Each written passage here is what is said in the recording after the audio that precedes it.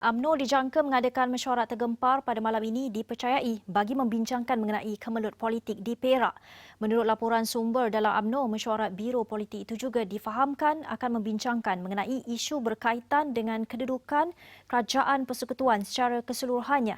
Ia akan diadakan di Menara Dato' On Dagangan Dunia Putra WTC di Ibu Negara pada jam 8.30 malam Isnin.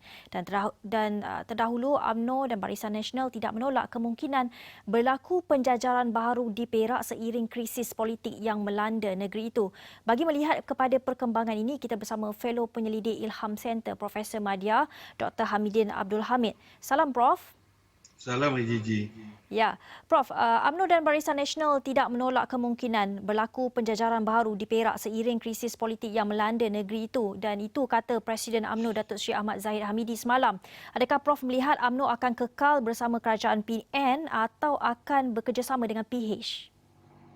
Terima kasih Gigi. Kalau kita melihat kepada perkembangan sehinggalah ke masa kita bercakap ini, tidak ada lagi perkembangan yang positif datangnya daripada parti-parti kerajaan PN sebelum ini, terutamanya daripada PAS yang telah mengeluarkan kenyataan bahawa mereka tidak akan terlibat dalam pembentukan kerajaan yang baru. Begitu juga daripada Parti Persatu selepas sahaja Faizal Azumudi tidak lagi menjadi Menteri Besar.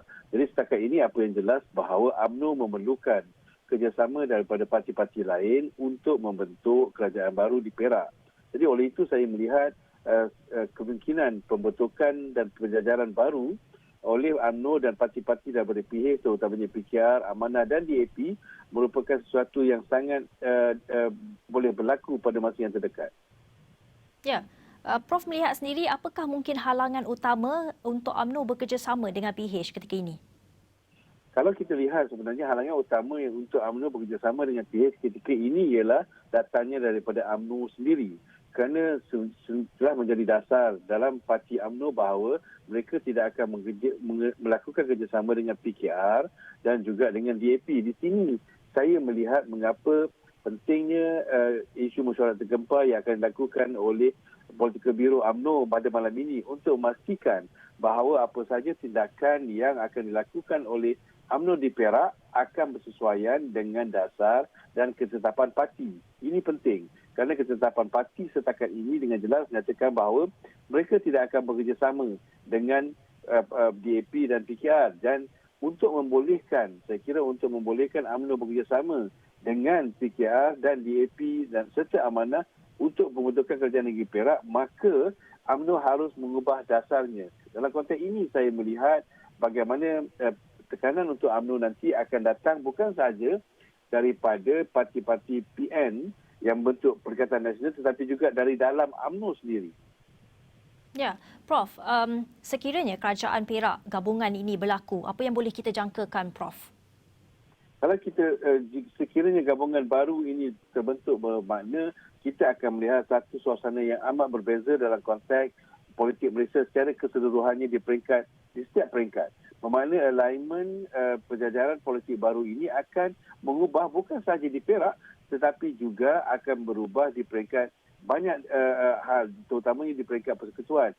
Terutamanya dalam konteks persekutuan ketika ini, kita tahu bahawa pengundian untuk bajet masih lagi akan berlangsung sehingga 17 Disember. Dan saya kira apa yang berlaku di Perak ini akan sedikit sebanyak sudah pasti akan memberi kesan kepada alignment yang berlaku di peringkat persekutuan, terutamanya dalam konteks kelulusan bajet 2021.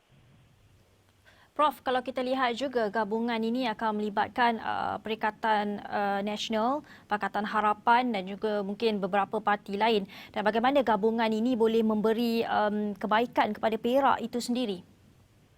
Ya, sebab itu saya katakan tadi bahawa kerajaan Perak mesti dibentuk dan Menteri Besar seharusnya mesti dilantik, dicapai siapa pelantikan sebelum sidang Dewan Dun Perak yang ditangguhkan bermula semula pada hari Rabu. Jadi saya kira apa yang penting dalam konteks 48 jam sebelum hari Rabu ini ialah untuk kerajaan percaya dibentuk, di mana UMNO mestilah mencari rakan kongsi untuk bersama-sama membentuk sebuah kerajaan yang baru. Sekiranya UMNO boleh membentuk kerajaan dengan kerajaan Pakatan Harapan, maknanya ia merupakan sebuah kerajaan yang sangat kukuh dalam konteks 2/3 member parlimen, tetapi persoalannya, adakah ia akan boleh diterima oleh parti-parti dalam Pakatan Harapan itu sendiri, kerana mereka dikatakan contohnya akan bekerjasama hanya dengan UMNO dalam konteks en blok, bermakna setiap parti bersetuju. Parti lain juga harus bersetuju. Jadi sekiranya contohnya DAP tidak bersetuju untuk bekerja dengan UMNO, amat sukar untuk UMNO bekerjasama hanya dengan PKR dan juga dengan Amanah, kerana ini akan memberi kesan kepada kestabilan TH sebagai gabungan di peringkat nasional. Jadi apa yang berlaku di Perak ini, Gigi, saya kira bukannya sesuatu yang berlaku secara berasingan dalam konteks politik kebangsaan. Jadi saya melihat ianya akan memberi kesan kepada apa yang berlaku di Putrajaya dan juga apa yang akan berlaku di negeri-negeri lain di Malaysia. Ya. Baik, terima kasih Profesor Madya Dr. Hamidin Abdul Hamid, Fellow Penyelidik Ilham Center, kerana sudi bersama kita dalam Buletin Awal ini dalam bercerita mengenai kemungkinan berlaku penjajaran baru di Perak seiring krisis politik yang melanda Perak itu.